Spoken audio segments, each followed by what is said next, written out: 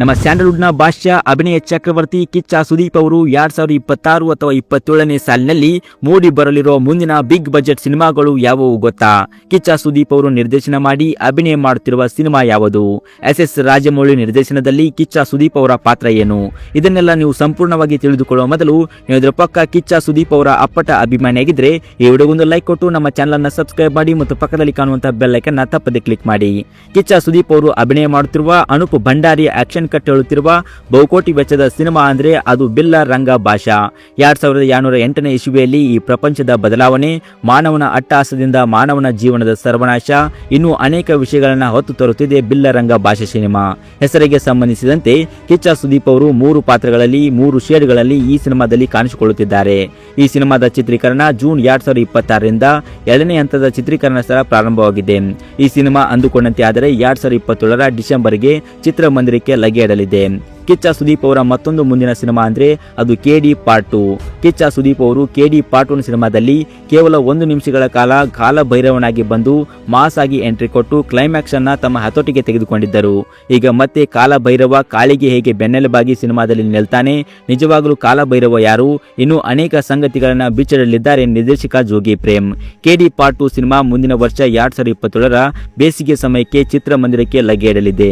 ಕಿಚ್ಚ ಸುದೀಪ್ ಅವರು ಈ ಸಿನಿಮಾಗಾಗಿ 25ರಿಂದ 30 ದಿನಗಳ ಕಾಲ್ ಶೀಟ್ ಅನ್ನು ನೀಡಿದ್ದು ಇನ್ನೇನು ಕೆಲವೇ ದಿನಗಳಲ್ಲಿ ಚಿತ್ರೀಕರಣ ಸಹ ಪ್ರಾರಂಭವಾಗಲಿದೆ.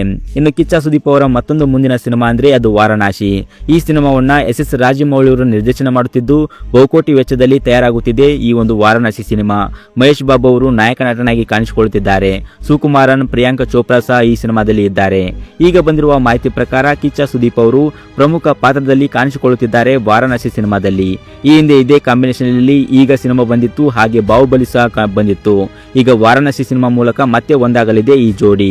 ಈ ಸಿನಿಮಾ 2027ರ ಬೇಸಿಗೆ ಸಮಯಕ್ಕೆ ಚಿತ್ರಮಂದಿರಕ್ಕೆ ಲಗ್ಗೆಯಿಡಲಿದೆ. ಕಿಚ್ಚ ಸುದೀಪ್ ಅವರ ಮತ್ತೊಂದು ಮುಂದಿನ ಸಿನಿಮಾ ಅಂದ್ರೆ ಅದು ಪೌರಾಣಿಕ ಸಿನಿಮಾ.